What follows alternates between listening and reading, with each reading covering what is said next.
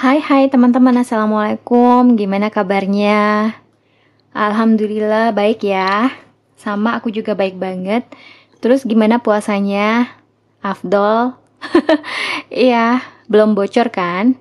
Aku juga berusaha belum bocor, tapi susah banget bagi aku karena aku kerja di dapur itu agak rada-rada susah banget. Setiap habis masak kan harus nyobain, kadang kebablasan gitu, akhirnya batal lagi.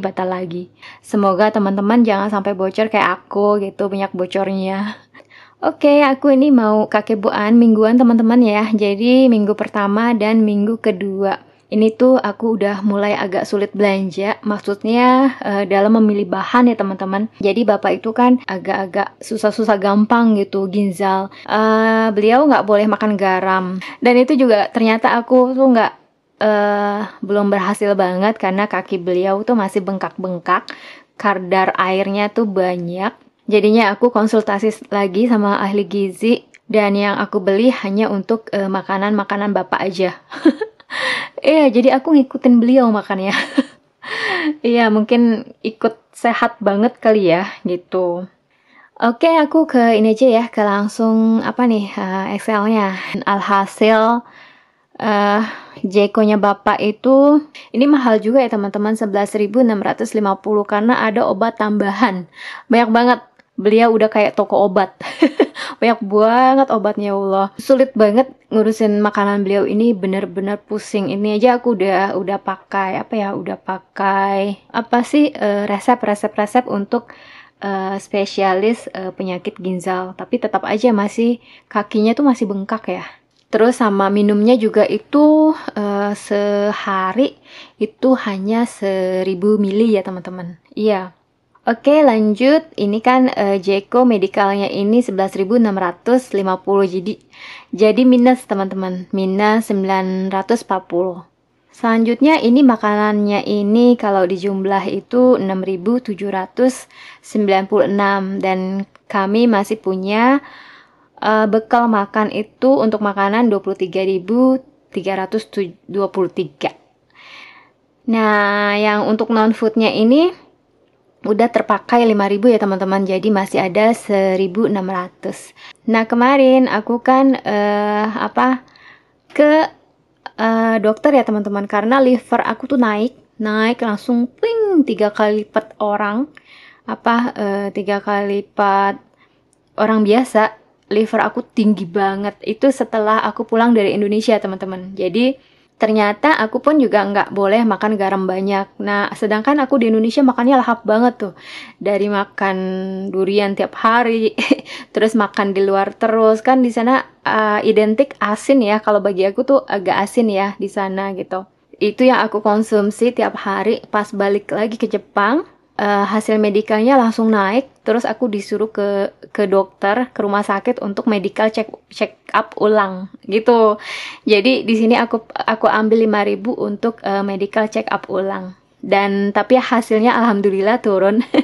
Udah gitu ngikutin bapak juga makannya, jadi turun lagi teman-teman, alhamdulillah. Jadi dana darurat ini terpakai 5.000, sisanya 21.000. Nah, nanti dari dalam 21.000 ini aku alihkan ke yang merah ini teman-teman. Cuma aku belum tulis lagi, nanti untuk minggu depan aja sekalian. Dan gitu aja sih teman-teman kakeboannya. Emang setiap minggu tuh harus ditulis ya teman-teman. Bukan setiap minggu aja sih, pokoknya setiap ada pengeluaran itu harus ditulis. Terus ngomong-ngomong masalah bapak, aku juga kayaknya mau resign dari kerjaan aku stres banget. Stres banget karena pekerjaan aku toksik banget di tempat kerjaan sekarang. Akhirnya aku coba ganti lagi dan mudah-mudahan di tempat yang baru aku diterima. Kalau di tempat yang baru ini aku diterima, jadi aku makan di tempat sana hanya dengan lunchnya itu 200 perak aku bisa makan di sana gitu. Jadi nggak perlu masak lagi di rumah gitu. Itu bisa lagi mengurangi biaya makanan di rumah ya teman-teman ya. Iya, karena kan aku makan di luar dan itu murah banget juga. Terus bapak juga makanannya sedikit gitu, jadi mungkin nanti nggak terlalu banyak belanja ya teman-teman, cuma 2 orang aja. Memang sih di sini tuh kerjaan tuh banyak, cuma ya sama aja sih kerjaan di mana-mana pasti ada dilemanya gitu. Kadang ada yang toksik banget. Nah, aku masuk ke tempat kerjaan ini yang toksik itu atasan ya. Aku merasa bekerja di tempat yang ini aku tidak bertumbuh. Padahal selama 2 minggu baru kerja tuh aku udah bisa ngehandle sana sini, tapi nggak ada apresiasi. Setiap kali kita salah itu hanya dalam bentukan marahan, makian, dan kalau kita tanya itu kita dijawabnya bukan sebuah answer tapi sebuah kritikan gitu. Misalnya kalau aku tanya hal yang nggak ngerti, ini harus pesan berapa, terusnya ini resepnya di mana, terus bahannya di mana, atau hal-hal yang kecil aja pun pasti dijawab dengan lu tuh harus bisa gini, ini tuh kayak gini gitu, kayak gitu jawabannya, itu malah jadi kayak verbal gitu loh. Ini menurut aku nggak sehat. Seharusnya kan kasih tahu aja dan ajarin. Atasan aku di sini dia nggak ngajarin, tapi kalau kita salah itu dimaki, dan kalau kita cuma nanya doang ya itu dikritik gitu. Jadi kayak toxic banget gitu loh. Apalagi setengah dari pekerja yang tempat aku ini hampir semuanya orang lama ya. Kalau orang lama itu mereka sama atasan aku ini mereka klop gitu. Tapi untuk orang baru yang masuk itu, waduh, orang baru itu super hard ya. Iya, jadi aku akhirnya mengerti kenapa tiap ada orang baru tuh nggak bertahan lama gitu. Akhirnya aku juga ngerasain, oh ini alasannya tuh kayak gini gitu. Jadi kan emang toxic ya kalau gitu. Toxic banget dan nggak perlu aku harus bertahan gitu. Namun alhamdulillah temenku pas aku lagi renung-renungin gitu kan, lagi ini gimana ya.